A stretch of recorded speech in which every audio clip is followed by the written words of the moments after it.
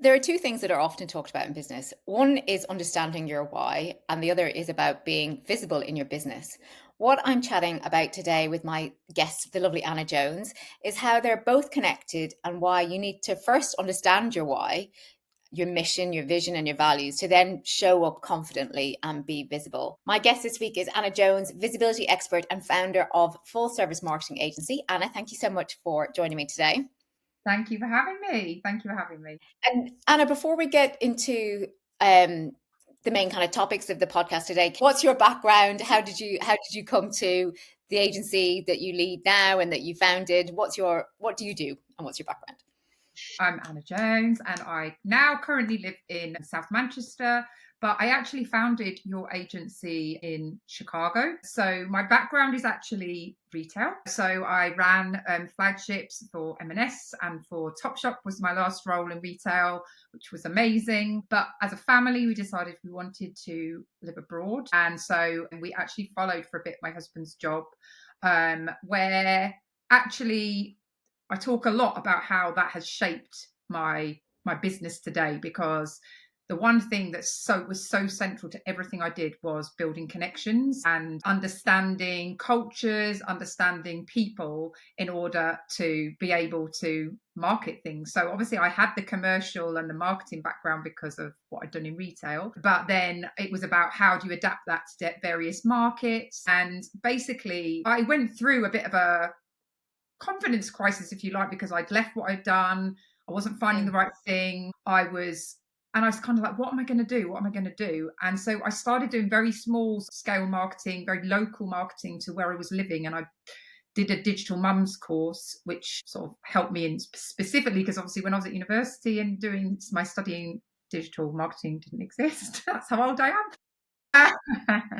am. So basically, I took that knowledge and brought it all together. And when we were living for a while in the Cotswolds, and I made this big mistake, which if you ever think your not business might move, don't ever name it by the location, which is what I did. So my first business was called the Cotswold Connection, which was a small marketing agency working with venues and different gems within the Cotswolds. So when I moved to Chicago, I basically then founded your agency, and your agency is all about getting female founders the confidence and the right level of visibility enough to get them the results that they deserve and work hard for and are talented for. But sometimes they have that wobble in between where maybe they've made a pivot in their career or they've decided to follow a passion. And even though they're really good at what they do, they find the whole selling themselves really horrible and having to put themselves out there. And so that is where I come in and help them.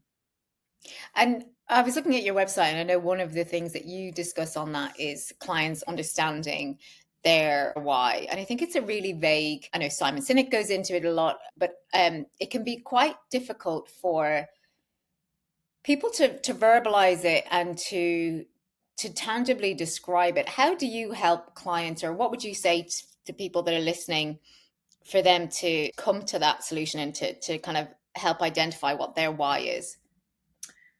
I think this is where like storytelling really comes in. But the first things is so one of the things that I sometimes do with clients is what we call a storytelling map, which sounds really complicated, but there's 3 or 4 areas in your life that are really, or like in this map that are really important. Like, so questions I would ask like the client are things like, when have you had times of challenge?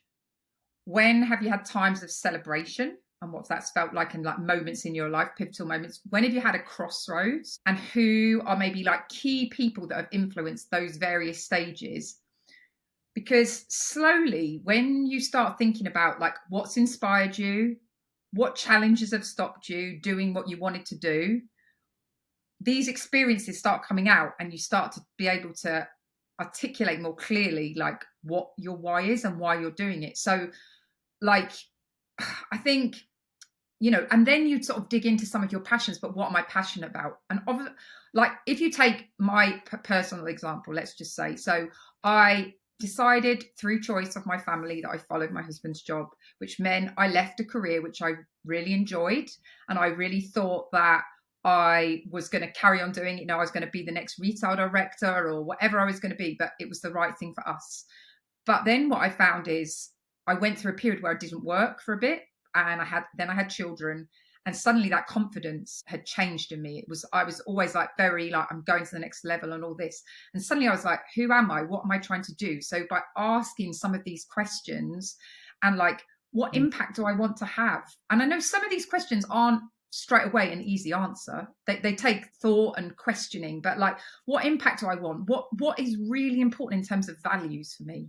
Like, values are so important. Like, trust is a big one for me, like a huge one. Then like the impact that I want to do is I feel that men generally, this is very stereotypical, but if I ask most women that I speak to, they'd agree, I think, is that men generally have a greater confidence in being able to go into a room, own their prices. So many women undercharge for their talent. That like really upsets me. And that's why, that's what drives me. That's part of my why. I'm like, I want you to earn what you deserve, like not, oh well, I'll do it for this, or I'll adapt because the client's saying this. No, like if you've got a talent, doesn't matter if you're not even doing exactly the same thing, you've still got a huge pot of transferable skills that can then be used.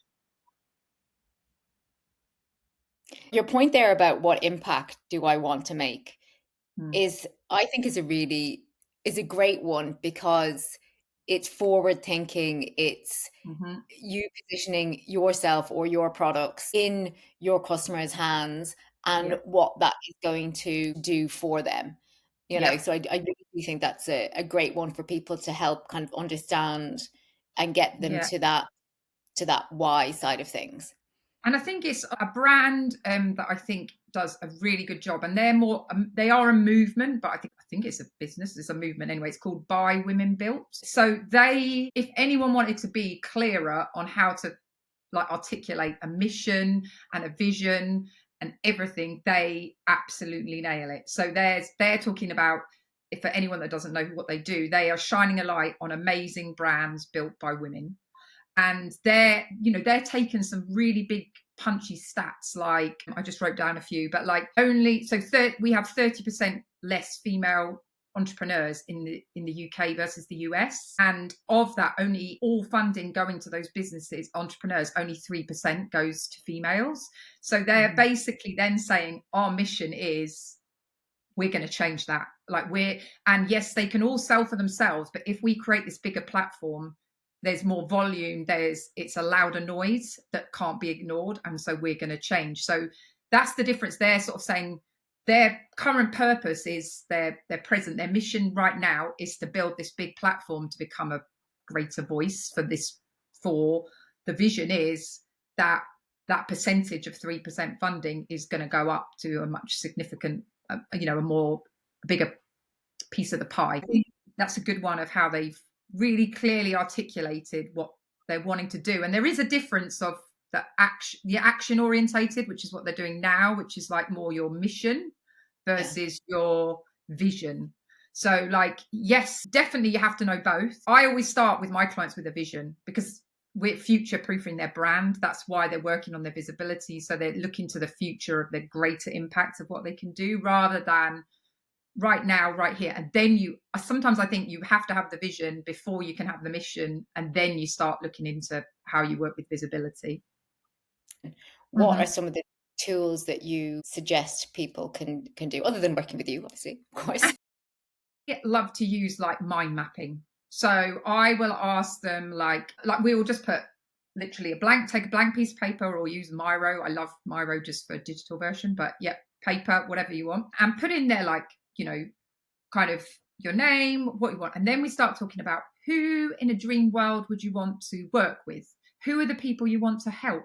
So yes, that is, in marketing term, the ideal client. But I think it's about not just like they will be this age, they will be this. It's about the people, like their way of life, their own value, the values of your clients and customers, as well as your own values. So it's definitely digging deep into that. It's digging into what makes you tick, like what brings you happiness, because ultimately taking the step out to be your own boss and run your own business is a big leap. It's in a good way, but you want to be doing it for the right reasons and not the wrong. Because I think sometimes with all the noise that we're surrounded with, sometimes those visions and some of those thoughts can be slightly blurred because you think, well, you kind of can be influenced by some of the noise around you. Because if someone's in the same sort of space, the one thing I tell all my clients at the very beginning is to turn off competitors. Don't be looking at competitors, like for now, like just to begin with, because it's like,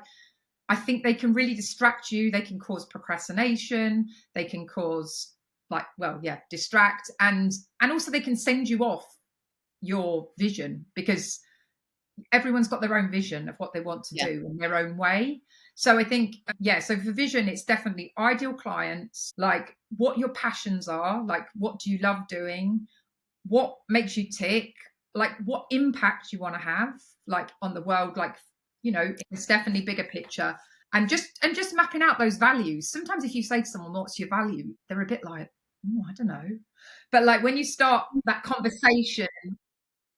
If people are listening and going, I don't really know what my values are, or how do I think about what my values, explain, if you would say, right, a value of a brand is X. Yeah, so it would be, a value is like obviously just a principle that they stand for. So a very good example of a value of a brand, a retail brand, is Patagonia.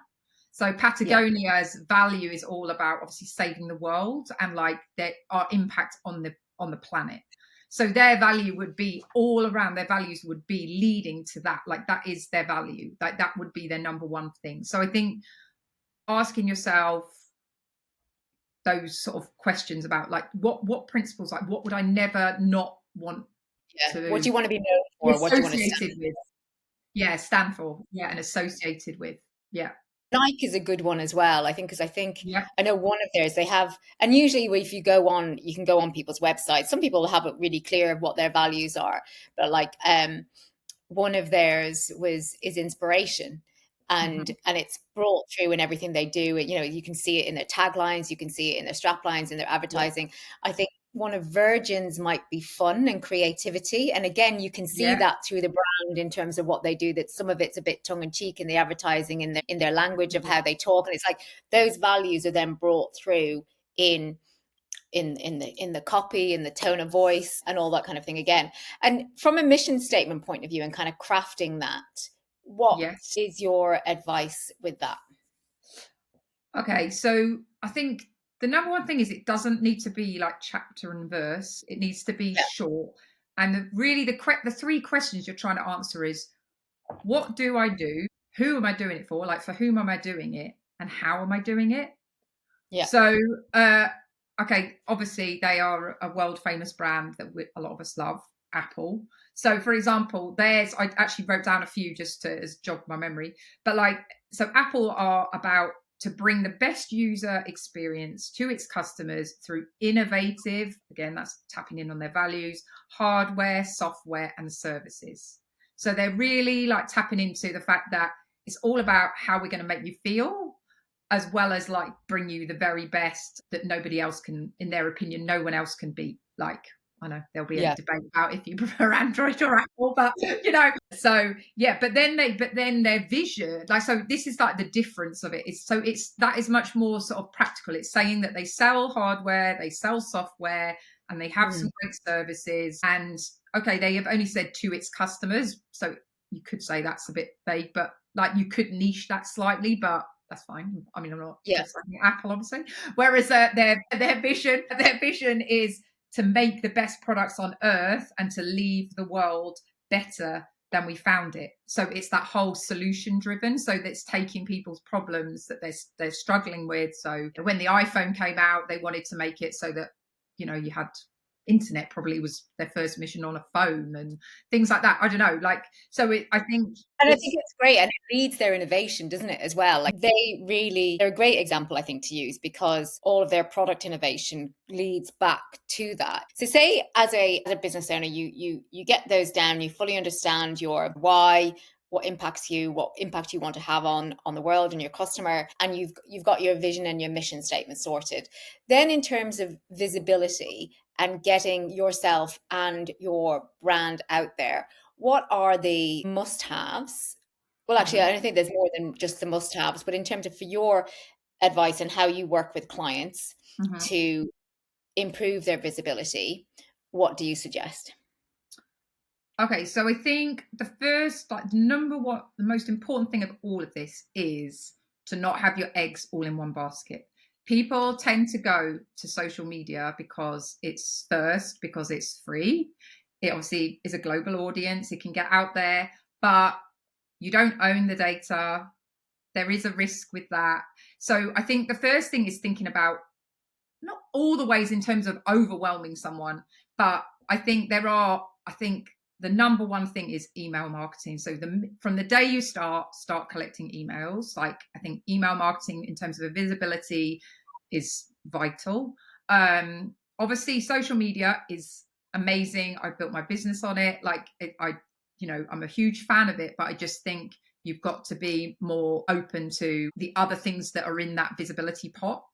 And then having a website, and this doesn't need to be like some huge, whiz bang, thousands of pounds worth of website. It does not need to be that, but it does need to be your shop. It's your shop front. It is a place where people can go, and it is a place where you get its credibility. I don't think now, like, people want that website for visibility, and obviously now with the SEO, it's by having a website, you're boosting your chances of being seen. So if I was to start with a client, the first things we would look at is like, we obviously look at their social strategy, like messaging. Well, brand messaging would be what we do first, and a logo, becoming recognizable by colors, by a logo, so you stand out as your own, and then getting some necessary assets. So photos are a non-negotiable. Like, now we have people buy from people, and whether we like getting in front of the camera or not, people want to see your face, like they and the people behind your brand. So that is a really, really important one. And I do think that is a, rather than a choice to invest, I actually do believe it's a necessity nowadays, personally, but that's my view. Because as well, like, this whole, like, in the back of my mind is like the confidence thing. Having great photos of yourself will boost your confidence when you're showing up as well. Like, Yeah. I think if you've gone through that process, that investment can make a huge difference to how you show up. You can see it in a photo if someone feels good in a photo or not. And with professionals, they can bring out the best in you, and that's hard to do yourself. So you've got your assets, you've got your logo, you've got your brand colors, and so you're ready to sort of go.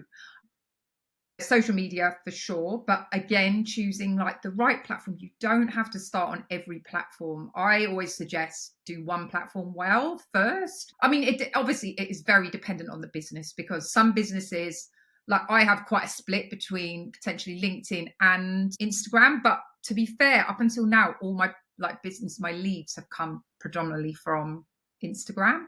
But Yeah. it just depends on the business, really. Or it might be TikTok, or it's not exclusive to those two. So it's just thinking about going back to those things that you've written down about that client and that ideal client. Where are they? Like, where are they hanging out? Where's a good place to do?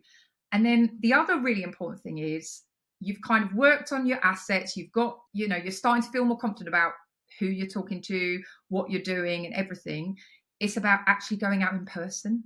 There is nothing beats in person Yeah. connection.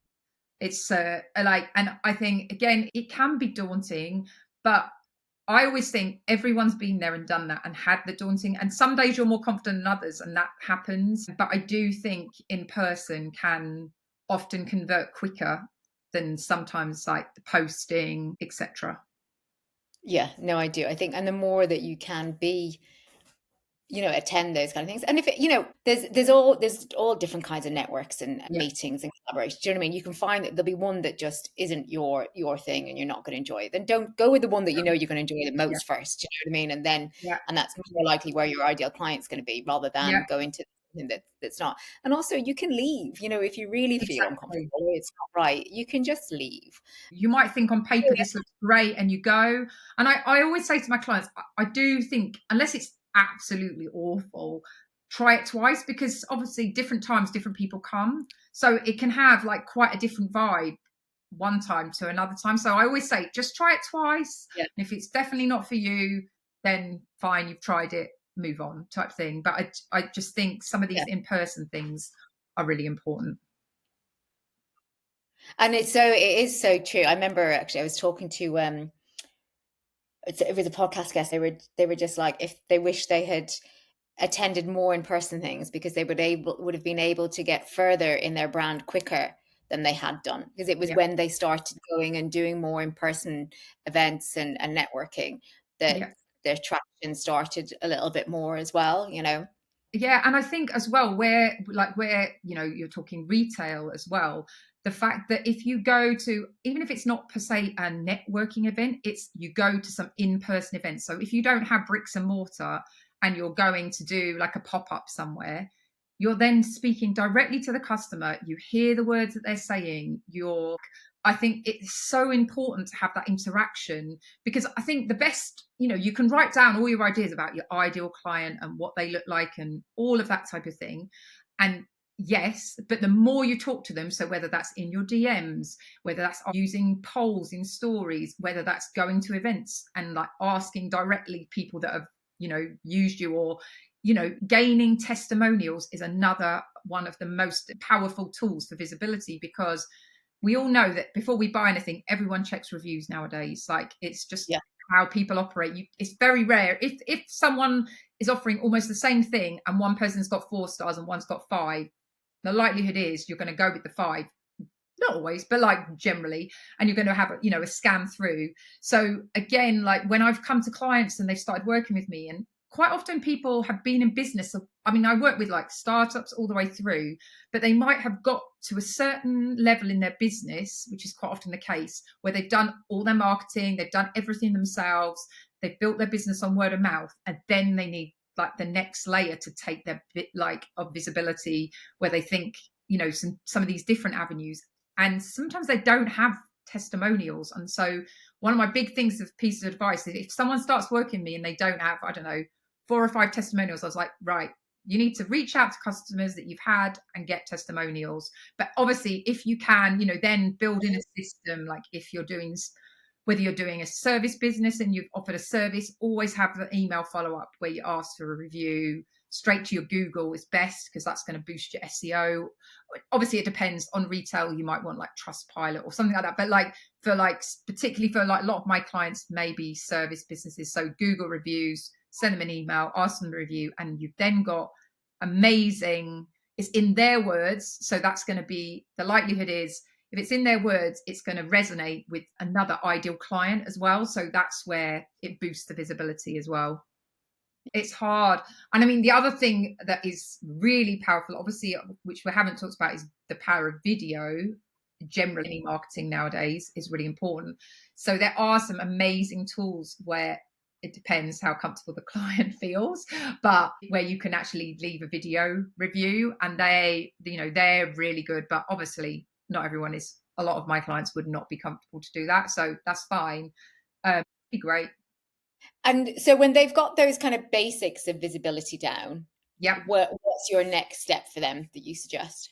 Okay, so then it's having a plan. Like, nothing is built like, and this doesn't need to be like pages and pages of a plan. So for me, the best tool for this, and everyone has different preferences on these sort of things, but I use Trello. Like, I love Trello. And basically, we then start to break it down month by month. And this would then be like, what are your goals? And there would always be obviously a commercial goal in there. There will be something I Yeah. personally want to achieve in terms of visibility. So that might be, I wanted to appear on Nicole's podcast, like for visibility, or it might be, I want to.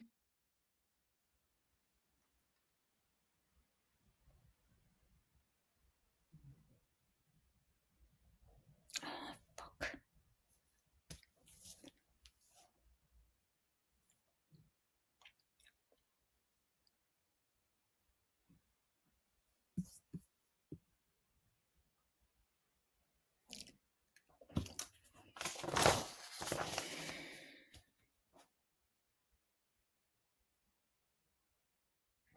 So basically, by month, we break it down into manageable steps. And that is a very key word, manageable, because I think some people almost get put off visibility because you can do a lot of different things.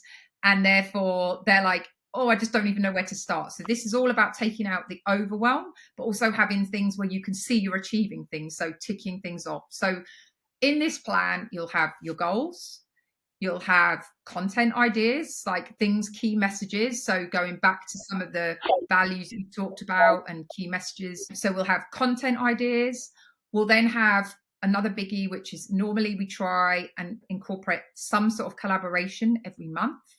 So, like, again, tapping into an ideal audience of somebody else's and you mutually benefiting. Like, that could be a giveaway, that could be doing guest podcasts, it could be guest blogging, anything like that. So, some sort of collaboration. And then we would have, so SEO. I always start with clients doing some SEO, like audit work and stuff like that, but like just a refresh of keywords, because obviously now with what you're writing on social media, keywords need to be included, and then just keeping track.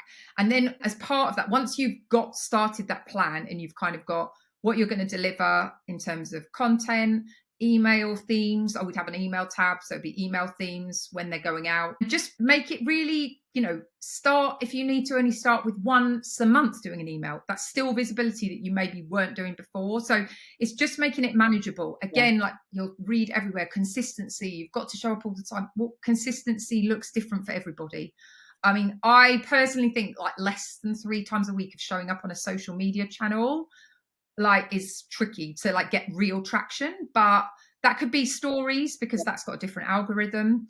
I know Martha, who you had on your podcast, she talked quite a lot about that, like difference of algorithm of the stories versus the grid. Just making sure that you're doing a bit of both. So the thing with visibility is it's about being top of mind. It doesn't mean suddenly, instantly, someone's going to convert and be your client, but so many people come to me and say, oh, I've been watching you for like a year. I'm like, never seen your name. I've never seen a comment.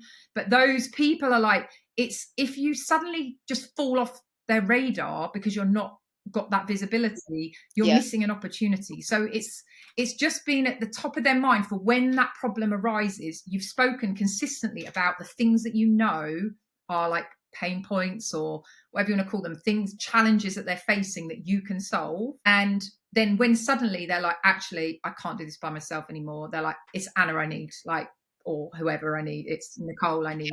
So I think it's visibility in a lot of this work. It's not for instant gratification. It takes time. And building, it's like any relationship. It's like with anybody, isn't it? You start, you sort of say hi, you pass, you might then go, there's various stages of that. You might then like exchange numbers, you might text or whatever, then you might go for coffee. You've got to think of that in terms of visibility. I think it's just to remind people as well what the customer journey is. Like there's 5 steps to the customer journey, and the first 3 of those are awareness, consideration, and then decision. A customer can go through that journey really quickly, and be like, yeah, I've seen them, I want them, they can make that decision. Other people, depending on maybe how much the product costs or when they need it or whatever it might be, it might take them longer, or they might be weighing up loads of different options, and and then they decide that your product is the one. But that is, no matter what people are purchasing, whether it's a service, a product, whether it's something for £100 or whether it's something for £100,000, that is a process that people go through. And like you said, and I think so when you're being visible, you have that awareness there. If they're in that awareness stage or the consideration stage, it's that confidence in you, and you show. And I think particularly now with the trust side, I mean, obviously trust has always been really important, but there's so many stories now you hear of people being scammed by a certain product or scammed by a service or whatever, which is why a website as your shop window, like you said earlier on, is really key, because people want to find out more. There's only so much they can find out, on a LinkedIn page. They can dig deeper into what you're about on your website. Anna, you have created a very useful visibility checklist, which we're going to leave the link to in the show notes for people as well. This was just like what the first point of, like, when you decide, right, I think I'm leaving opportunities on the table, right? So then you think, okay, maybe it's where am I being seen? How are people finding me?